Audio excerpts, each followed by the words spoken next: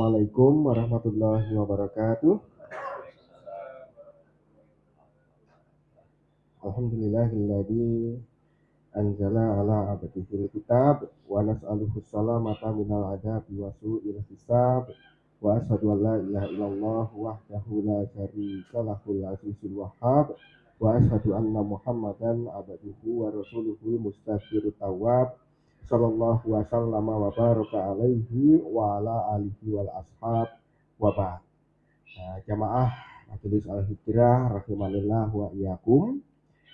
Kita bersyukur kepada Allah Subhanahu wa taala. Kita ucapkan alhamdulillah, segala puji adalah milik Allah Subhanahu wa taala.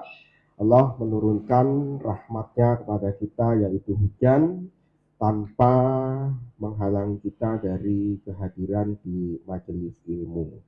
Kemudian salawat juga salam semoga Allah curah limpahkan kepada Rasulullah Shallallahu Alaihi Wasallam, juga kepada seluruh keluarga, seluruh sahabat, dan seluruh pengikut beliau.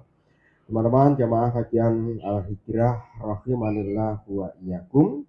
Di kajian kita yang sebelumnya kita membahas tentang surat Al-Falaq dan surat An-Nas, dua surat terakhir dalam Quran secara urutan mushaf.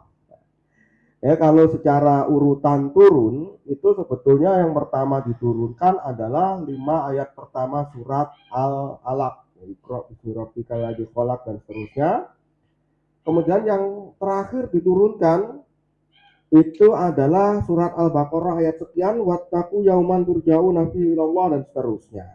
Nah, kemudian Rasul kan mengajarkan setelah baca Al-Baqarah selalu diakhiri dengan Ali Imran. Urutannya itu paten gitu. Setelah surat Sabbihisma rabbikal a'la, beliau membacanya surat Hal ataka hadithul Ghasyiyah, dan seterusnya. Jadi dari situ para sahabat menandai, urutan mushaf Quran itu begini.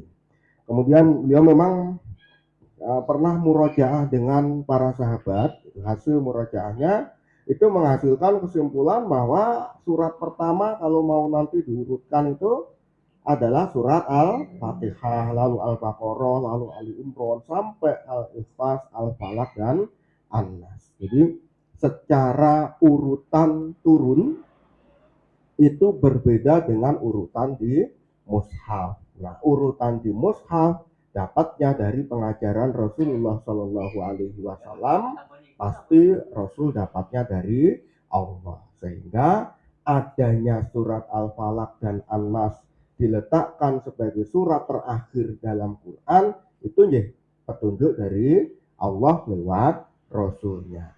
Kenapa dari semua ayat dan semua surat penutup Quran itu Al-Falaq dan An-Nas? Mohon perlindungan dari segala keburukan.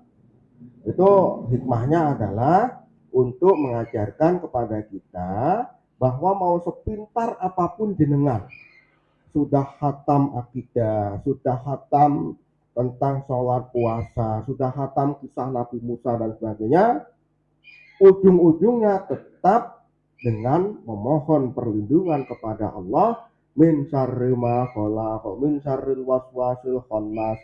Tetap diakhiri mohon perlindungan dari keburukan, karena orang yang pintar bisa jatuh dalam hal-hal yang buruk. Nah, di surat Al-Falaq kita diperintahkan untuk mohon perlindungan kepada Allah dari semua keburukan, termasuk keburukan kita sendiri. Nah, perlindungan dari Allah dari keburukan itu bisa jadi Allah hindarkan kita dari peristiwa buruknya.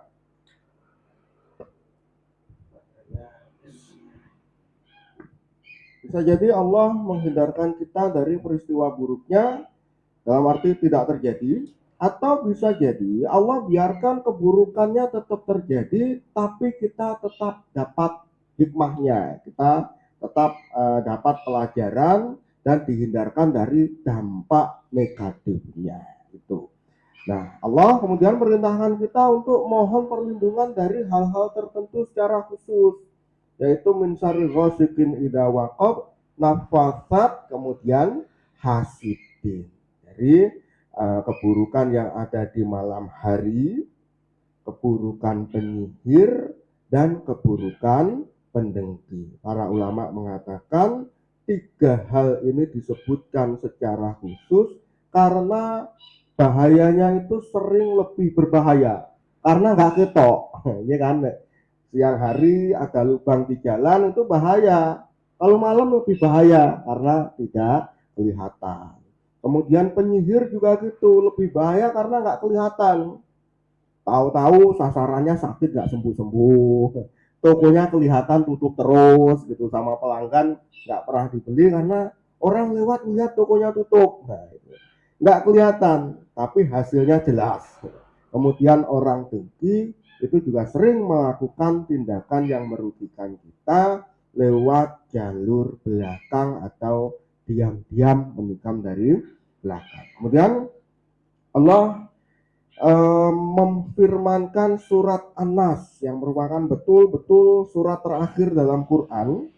Surat An-Nas isinya adalah mohon perlindungan kepada Allah dari tipu daya setan yang kalau kita pikirkan, Allah kan sudah menyebut semua keburukan di surat Al-Falaq. Lalu Allah sebutkan keburukan malam, keburukan penyihir dan pendengki. Kenapa min syarril waswasil khannas nggak disambung sekalian jadi satu surat? Kok difirmankan sendiri sebuah surat khusus untuk mengisyaratkan betapa besar tipu daya setan. Itu salah satunya.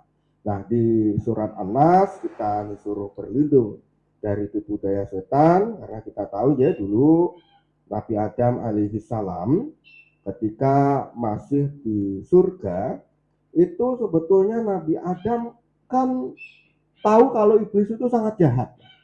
Nabi Adam tahu Allah perintahkan malaikat untuk sujud menghormatinya, Allah perintahkan iblis juga. Malaikat sujud menghormati Adam, iblis menolak. Adam tahu iblis jahat. Kemudian Adam tahu bahwa iblis setelah menolak sujud menghormatinya, iblis sombong. Ana khairum minhu, aku lebih baik daripada Adam. Kemudian setelah oleh Allah diusir dari surga, iblis marah dan bersumpah akan menyesatkan umat manusia. Adam alaihi salam sangat paham iblis atau mbahnya setan itu sangat jahat. Tapi toh pada akhirnya bisa dibujuk untuk makan satu-satunya buah terlarang di surga. Mungkin surga apapun boleh dan pasti enak. Ya satu aja yang nggak boleh. Itu bisa dipengaruhi. Apalagi kita. Makanya kita sebelum baca Quran itu a'udzubillahi minasyaitonirrajim, mohon perlindungan kepada Allah dari setan. Mengakhiri tilawah Quran, khatam itu juga kembali mohon perlindungan kepada Allah min syarril waswasil khannas, dari keburukan setan yang membisikkan tipu daya ke dada umat manusia, dan setan itu suka bersembunyi. Itu diantara kajian kita kemarin. Jamaah rahimakumullah, di kajian kita kali ini saya di request gitu, temanya adalah tentang ghairu mahdoh. Maksudnya adalah ibadah ghairu mahdoh. Yang akan ke saya bunyinya keutamaan ghairu mahdoh. Dan ghairu mahdoh itu hanya ibadah. Ada ibadah namanya mahdoh, ada ibadah namanya ghairu mahdoh. Nah, sebelum kita masuk ke ibadah yang ghairu mahdoh, kita bahas jauh ke belakang. Ada namanya ibadah secara bahasa itu artinya adalah sikap tunduk. Nah, yang melakukan sikap tunduk itu bahasa Arabnya adalah abdun, yang jenengan sering terjemahkan hamba. Budak dalam bahasa Arab itu juga disebut abdun. Orang yang beribadah kepada Allah itu juga disebut abdun, Abdullah gitu kan. Jadi hamba, budak itu abdun, orang yang beribadah juga abdun. Apa arti abdun atau ibadah secara bahasa? Artinya adalah tunduk. Budak itu kan tunduk sama majikannya, ya kan? Orang yang beribadah pada Allah kan tunduk kepada Allah, itu secara bahasa. Kemudian secara istilah ada namanya ibadah kauniyah dan ibadah syariah. Ibadah kauniyah dan ibadah syariah. Ibadah kauniyah adalah sikap tunduk kepada Allah karena kita adalah bagian dari alam semesta. Ini adalah sikap tunduk yang tidak bisa dihindari.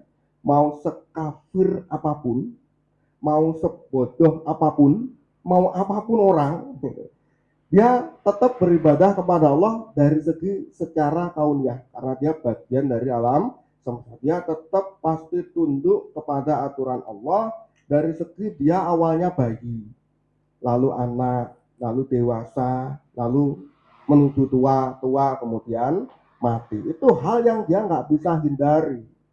Mau sekafir apapun Donald Trump, ya dia pasti melewati ketundukan itu. Allah tentukan bayi, bocah, remaja, dewasa, tua, dia pasti begitu. Nggak mungkin dia bisa melanggar dengan cara lahir langsung tua, besoknya dewasa, besoknya remaja, besoknya jadi baik, nggak bisa. Kemudian misalnya tunduk yang lain adalah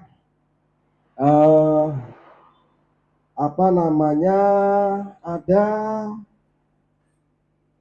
kematian seseorang di tempat tertentu dengan suatu cara, itu juga hal yang tidak bisa dihindari. Jadi seseorang tunduk pada aturan Allah sebagai bagian dari alam semesta, itu disebut sebagai ibadah kauniyah. Semua makhluk beribadah kepada Allah dengan definisi ini. Walillah yasjudu man fis samawati wal ardi tau'aw wa karha. Kepada Allah lah bersujud itu semua yang ada di langit dan di bumi dengan sukarela ataupun terpaksa. Itu maksudnya sujud atau beribadah secara ibadah kauniyah. Nah, kalau ibadah kauniyah tidak memasukkan seseorang sebagai seorang Muslim, karena itu semuanya babi, kerbau apa semuanya begitu, mesti melewati aturan-aturan yang telah ditetapkan oleh Allah sebagai alam semesta. Nah, kemudian ibadah syariah. Kalau disebut ibadah, maksudnya ibadah syariah. Ibadah yang membuat seseorang jadi Muslim itu ibadah syariah, yaitu ibadah dengan definisi ibadah syariah adalah ismun jami'un likulli ma yuhibbuhullah wa yardahu minal aqwali wal af'ali dhahirati wal batinah.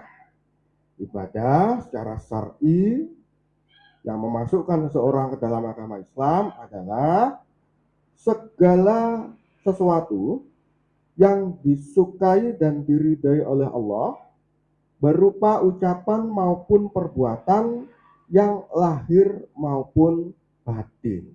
Nah, inilah yang jenengan lakukan sholat. Sholat disukai dan diridai oleh Allah, bersifat lahir, jenengan lakukan, disebut ibadah.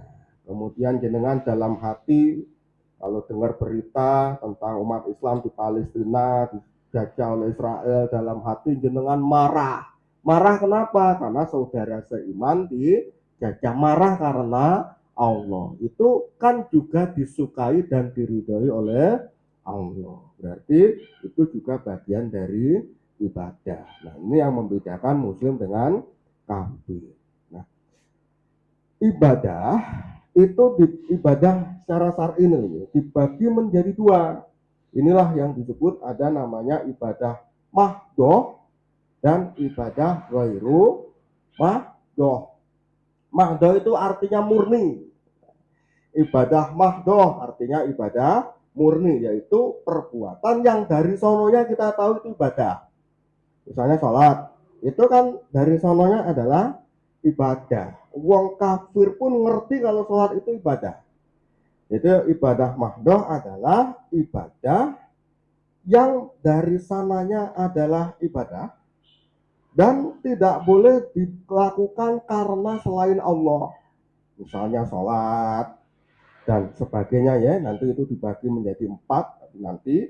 Kemudian ada namanya ibadah ghairu mahdoh, ibadah yang bukan murni ibadah, yaitu amal perilaku yang asalnya bukan ibadah tapi berubah menjadi ibadah karena niat. Itu kalau sekedar makan Itu kan tidak berpahala dan tidak berdosa. Nggak pahala nggak dosa. Tapi jenengan makan, jenengin tuan rumah. Atau makan nanti sholatnya biar khusyuk. Makan dengan niat baik, baru itu disebut ibadah. Itu namanya ghairu mahdoh. Kalau saya hanya meletakkan hanger di satu tempat, itu nggak berpahala dan nggak berdosa. Tapi karena saya ingat ibuku dia ini mending ini kan. Hanger itu kudu ini. Saya letakkan karena itu perintah ibu saya dan menurut saya itu nggak harus di situ. Ini bagian dari berbakti pada kedua orang tua. Baru naruh hangernya bernilai ibadah dirubah oleh niat. Jenengan tahu nggak kalau di daerah utara itu ada namanya desa Segaran, desa Kristen semua, Pak. Pasar Wates, Tawang Wates itu ke barat itu ada desa Segaran, hampir semua warganya Nasrani, itu ada warung-warung babi. Jenengan warung rica-rica B2, apapun menunya itu nggak pengen menggok karena nggak bawa duit, itu kan tidak berpahala dan tidak berdosa, nggak netral gitu. Atau karena rasanya nggak enak, atau karena masalah ini katanya berpenyakit, nggak berpahala nggak berdosa. Tapi kalau jenengan sebetulnya pengen ke situ atau ada yang ngajak ke situ, jenengan nggak mau, haram kok. Nah itu baru ada pahala. Jadi kalau jenengan melakukan ibadah ghairu mahdoh karena selain Allah itu nggak dosa. Mangan hanya supaya biar kenyang. Itu nggak dosa. Nggak mau makan babi hanya karena menurut jenengan rasanya nggak enak. Bukan karena Allah. Itu halal, boleh. Tapi tidak berpahala juga tidak berdosa. Adapun ibadah mahdoh itu kalau jenengan niati bukan karena Allah jenengan riya. Misalnya ya, sholat ibadah mahdoh itu ada 4 macam, yaitu ibadah hati, ibadah lisan, ibadah anggota badan, dan ibadah dengan harta. Nah, ibadah mahdoh ini aturannya spesifik dari Quran dan Sunnah. Misalnya ibadah hati itu jenengan meyakini rukun-rukun iman, kemudian jenengan benci sama Donald Trump, itu masih ibadah mahdoh itu, Pak. Jelas orang kafir, anti Islam, jenengan benci karena Allah, itu memusuhi seseorang karena Allah atau mencintai para pejuang karena Allah, itu ibadah mahdoh dengan hati. Dan dengan lisan, contoh gampangnya baca Quran, sholawatan, zikir dan sebagainya. Kemudian dengan anggota badan misalnya haji, dengan harta misalnya adalah zakat. Nah, kalau jangan perhatikan terutama nomor 2, 3, dan 4 itu punya suatu kesamaan, yaitu aturannya spesifik. Zakat fitrah setahun hanya diminta 1 sok. Yang kalau di Muhammadiyah 2,5 kilogram, pendapat lain 2,7, pendapat lain 3 kilo.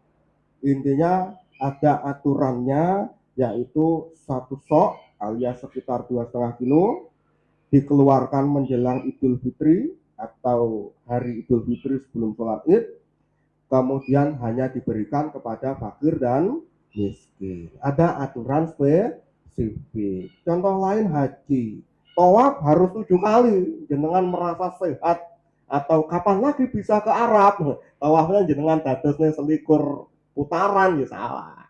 Jadi ibadah mahdoh itu ada aturan spesifik.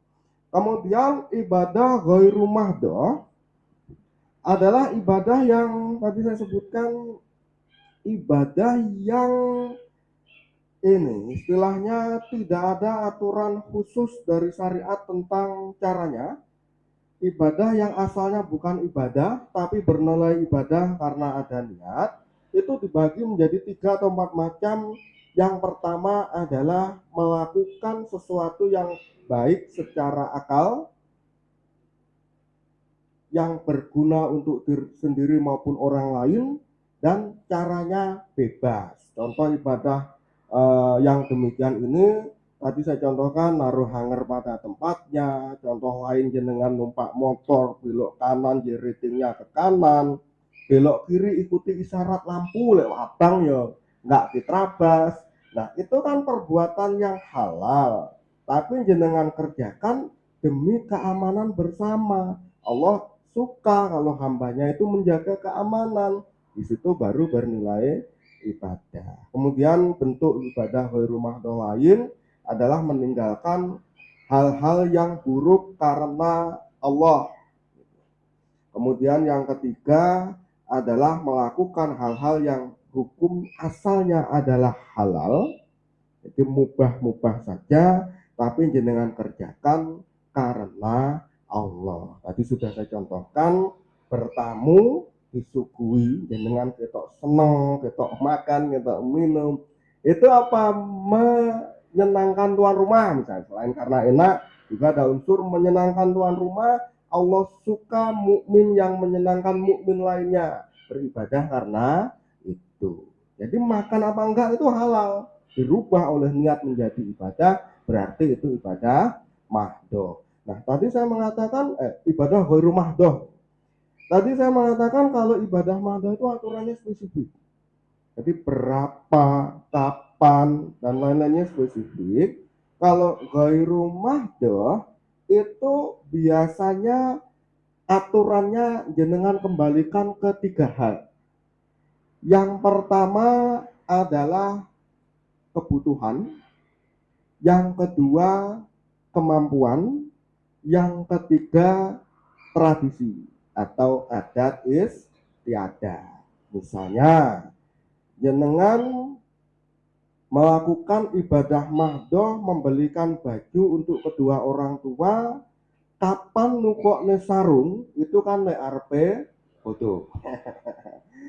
Kapan misalnya ngejak jalan-jalan kalau Idul Fitrinya sudah selesai. Jangan melakukannya di 10 malam terakhir Ramadan. Nah, itu kan bisa dinalar gitu loh, dilihat kemampuan kita, dilihat kebutuhannya bagaimana, dan dilihat adat istiadatnya seperti apa. Mangga mengenai pengajian jajane ngaten iki karena pengajian. Tapi lek bodoh kan mboten sami lho, Pak. Mosok bodoh sukun gedang goreng kan mboten. Bodoh niku jajane sing toplesan. Mengke lek becekan atau mantu itu berbeda. Ditentukan oleh apa? Adat istiadat. Jadi ibadah ghairu mahdoh itu dikontrol oleh 3 hal. Kenapa dikendalikan oleh 3 hal? Kenapa enggak ada aturan spesifik? Dalam Quran sana disebutkan kalau menerima tamu jajannya harus ini, minumannya harus ini, nyangoni anak itu kalau apa, itu nanti akan terlalu panjang dan tidak dibutuhkan karena beda daerah, beda aturan, beda zaman, beda aturan. Maka paling gampang Islam serahkan ke 3 hal: kebutuhan, kemampuan, dan tradisi. Nah, kalau diadu, mana yang lebih baik antara ibadah mahdoh dan ibadah ghairu mahdoh? Kalau hanya diadu sekilas saja, ibadah mahdoh kayak sholat, puasa, zakat pasti lebih utama daripada ibadah yang ghairu mahdoh. Misalnya ibadah mahdoh, sholat maghrib 3 rakaat selama 5 menit. Jangan adu dengan ibadah ghairu mahdoh 5 menit. Misalnya mijeti temennya yang capek, itu dengan sholat maghrib 5 menit ya kalah kan. Atau misalnya zakat fitrah beras dengan misalnya pakai pendapat 3 kilo. Kalau itu sebagai zakat 3 kilo, pahalanya pasti lebih besar daripada jenengan ibadah ghairu mahdoh, yaitu infak biasa beras 30 kilo. Karena ibadah mahdoh biasanya pahalanya lebih besar di satu sisi itu. Tapi di sisi yang lain, ibadah ghairu mahdoh tentang cara bertamu, menerima tamu, berkendara, bekerja, meninggalkan yang haram, ini lebih jauh lebih sering kita hadapi dalam hidup sehingga ujung-ujungnya kita bisa dapat pahala lebih besar. Misalnya jenengan naik motor dari sini ke alun-alun, pakai helm, Allah perintahkan aman.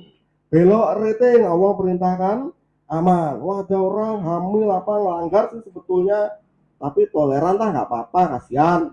Kasihan itu kan karena Allah itu total dari berkendara saja bisa dapat banyak pahala. Jadi dari segi sebuah perbuatan mahdoh atau ghairu mahdoh, yang mahdoh lebih besar. Tapi yang ghairu mahdoh itu yang bisa dilakukan jauh lebih banyak. Jadi ya ujung-ujungnya ya baik semua, tapi tetap saya mengatakan yang mahdoh itu pahalanya lebih besar, dengan paham bahwa ibadah yang ghairu mahdoh itu juga sangat istimewa. Nah, di sini ini saya pahamkan lagi ya, bahwa yang disebut sebagai ibadah ghairu mahdoh itu adalah ibadah yang asalnya bukan ibadah, bernilai ibadah karena niat. Kemudian ibadah ghairu mahdoh ini sebetulnya boleh jenengan lakukan bukan karena Allah, hatta karena pengen dipuji orang, itu para ulama mengatakan boleh. Berpakaian ben diarani ganteng itu boleh. Beda karo jangan sholat dan diarani alim, madoh kan nggak boleh. Tapi kalau ghairu mahdoh, motor diumbah ben ketok apik hanya supaya dipuji orang, itu boleh, tapi nggak berpahala dan tidak berdosa. Dan tidak ada aturan spesifiknya dalam Quran dan Sunnah. Aturannya biasanya umum. Nah, untuk memaksimalkan ibadah ghairu mahdoh ini ada berapa ini saya ketikkan? Ada 4 cara yang perlu kita maksimalkan agar ibadah ghairu mahdohnya ikut maksimal. Yang pertama adalah biasakan untuk meniatkan baik amal perbuatan sehari-hari yang bernilai baik. Misalnya bekerja. Saya kemarin ceramah di karyawan Jatinong Indah di Masjid Nabi Roja pada asar sampai jam 5. Saya mengatakan bahwa bekerja dalam arti cari uang itu adalah sesuatu yang halal. Jenengan mau kerja sekeras apapun, secerdas apapun, pekerjaan jenengan halal, itu jenengan tidak akan berpahala, tapi juga akan berdosa. Bayangkan jenengan kerja jam 8 pagi sampai jam 4 sore. Saya nggak tahu jam kerjanya berapa, anggap aja jam 8 sampai jam 4, jam 8 sampai jam 16, 8 jam. 8 jam tandang terus, di kongkon atasan, mungkin disemeni, mungkin ada kerjaan keliru yang harus direvisi. Tidak berpahala, itu kan eman. Makanya niatkan sebagai ibadah untuk menafkahi keluarga, diniatkan ibadah untuk menolong orang lain. Karena kerjaan kita pasti untuk memudahkan urusan orang. Jangan hanya dikejar duitnya, tapi ingat, niatkan 8 jam itu mau bantu orang, mau mencari uang yang dihalalkan oleh Allah untuk menafkahi keluarga dengan baik, agar 8 jam itu terus dicatat malaikat yang ada di sebelah kanan. Begitu juga jenengan makan, minum, atau yang lain-lain. Kalau makannya di rumah tuan rumah, diniatkan menyenangkan tuan rumah, selain dengan basmalah dan sebagainya. Diniatkan makan agar ibadahnya jadi lebih kuat dan seterusnya. Kemudian ketika kita jangan tata sendiri lah ya, insya Allah berkendara apapun itu niatkan karena Allah Subhanahu wa ta'ala. Mau nyuci baju, nyuci motor, nyetrika, ngelap HP, bensin, lap kocok dan sebagainya, itu diingat Allah maha indah, Allah mencintai keindahan. Dalam hadis sahih riwayat Muslim, itu Rasul kan ditanya terus menjawab, beliau mengatakan sesungguhnya Allah itu maha indah, innallaha jamilun yuhibbul jamal. Berarti memperindah dan mempercantik sesuatu kalau diniatkan sebagai ibadah dengan dapat pahala. Ini yang membedakan kita dengan orang lain. Karena salah satu bedanya ibadah mahdoh dan ghairu mahdoh. Kalau ibadah mahdoh itu kan yang mengerjakan hanya orang Islam, yang biasanya orang baik. Tapi kalau ghairu mahdoh, orang kafir pun mengerjakan. Ya kan, berbakti ke orang tua, orang kafir nggak sakit. Donasi for Sumatera, bahkan bela Gaza pun orang kafir juga Bisa. Nah, apa yang membedakan kualitas kita yang ngaji dengan yang nggak ngaji, atau yang ngaji dengan yang bahkan tidak Islam? Yang membedakan adalah sama-sama makan, sama-sama berpakaian, sama-sama nyuci baju, kita niatkan sebagai ibadah sesuai babnya masing-masing. Orang lain yang nggak ngaji tidak meniatkan sebagai ibadah sehingga tidak berpahala. Jadi yang pertama, lakukan amalan yang baik, niatkan sebagai ibadah. Kemudian yang kedua, kalau jenengan ingin melakukan amal ibadah ghairu mahdhah, ibadah yang selain sholat, selain puasa, selain tilawatul Quran, biar maksimal, yang kedua adalah pilihlah amalan ghairu mahdhah yang paling dibutuhkan oleh orang. Yang paling dibutuhkan oleh orang hari ini apa? Oh, kalau daerah sini listrik sudah nyala, berarti dengan bayar listrik apa nggak dibutuhkan. Tapi kalau ke Sumatera ternyata itu masih bisa. Carane jenengan urunan beli genset nanti di sana dibelikan, itu akan sangat bermanfaat. Nah, yang dibutuhkan di sini apa? Sangat orang daerah sini butuh itu ilmu. Ya kan? Ilmu, Pak. Banyak orang yang bekerja setiap hari belasan jam, minimal 10 jam, paling enggak 8 jam. Setiap hari, mungkin liburnya minggu. Jadi kerja terus, enggak berpahala, hanya karena tidak tahu itu perlu diniati sebagai ibadah. Berapa banyak orang yang setiap hari masuk rumah, pergi masuk lagi apa, bolak-balik rumah, tidak mengucapkan assalamualaikum kepada keluarganya sendiri hanya karena nggak tahu. Berarti masalahnya di ilmu. Hanya jenengan adakan pengajian, temennya diajak, tetangganya diajak, saudara diajak, nah, dengan harapan apa? Supaya ilmu yang sangat dibutuhkan ini bisa lebih tersebar. Mboten saged ngaji pripun, nggih ngundang sing saged ngaji.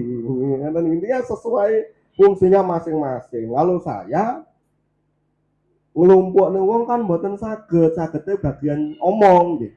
Niki yang dilakukan. Itu yang kedua. Intinya adalah lihat apa yang paling dibutuhkan oleh orang lain.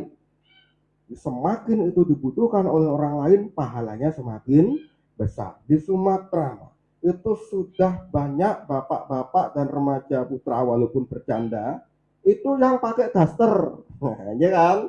Kenapa? Karena donasi baju dari ibu-ibu itu sangat banyak. Bahkan tas untuk mejeng itu ada.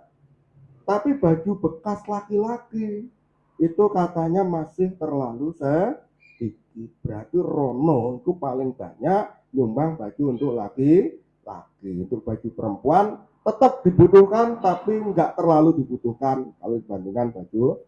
Lihat apa yang paling dibutuhkan oleh orang, itu yang pahalanya paling besar. Gimana dalilnya? Dalilnya adalah sabda Rasul Shallallahu Alaihi Wasallam, khairun nas anfa'uhum linnas. Manusia yang terbaik adalah yang paling bermanfaat untuk para manusia. Berarti semakin bermanfaat, status baiknya akan semakin baik. Itu yang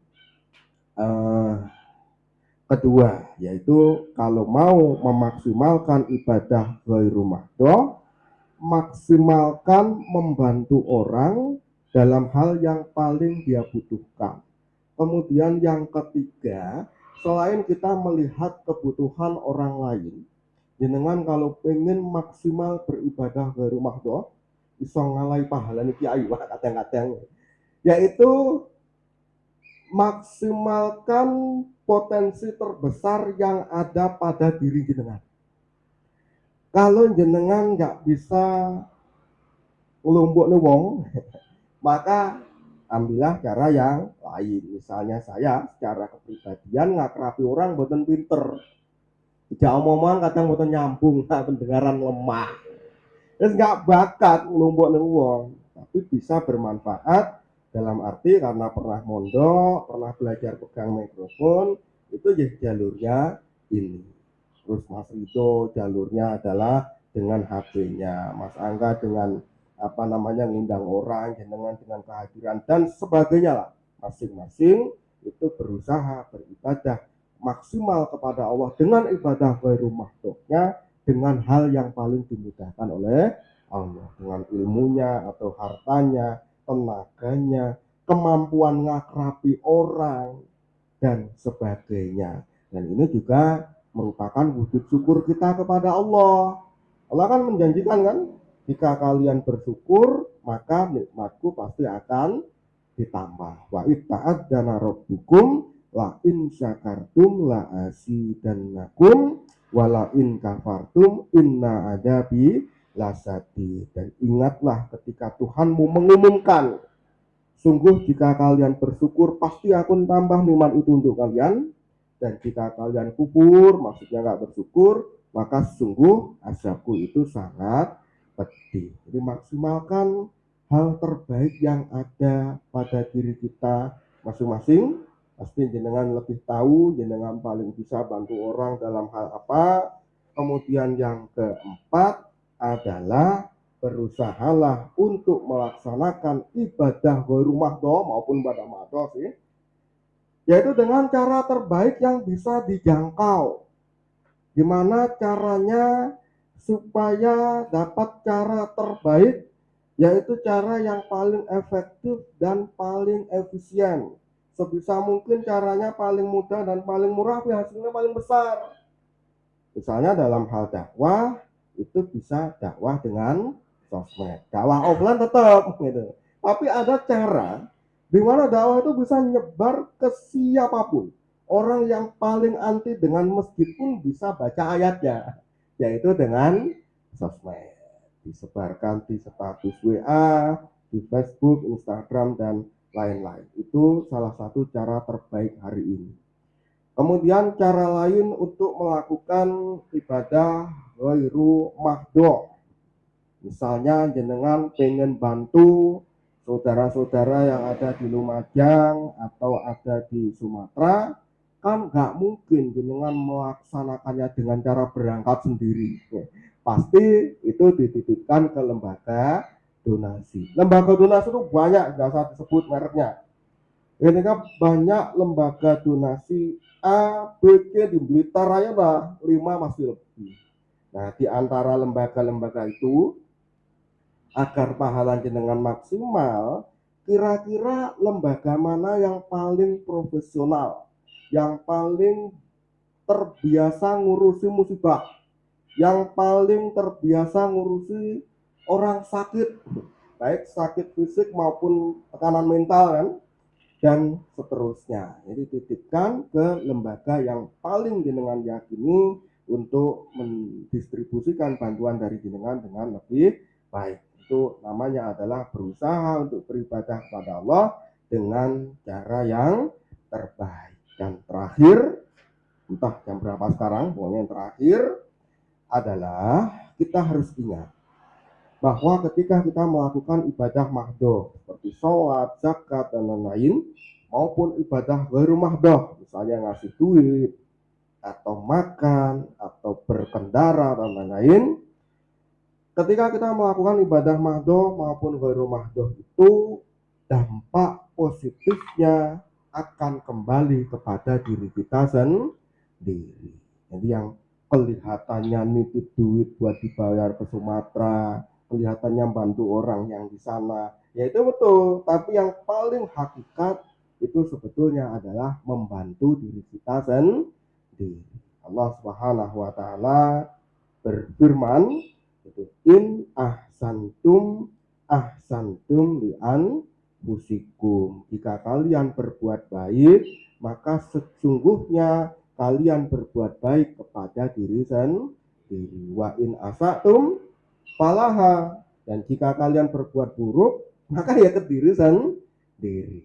Gitu. Jadi di antara poin yang kita bisa sampaikan atau reviewnya itu yang diantaranya yang pertama adalah ibadah itu adalah semua hal yang disukai dan diridhai oleh Allah, berupa ucapan maupun perbuatan yang lahir maupun batin.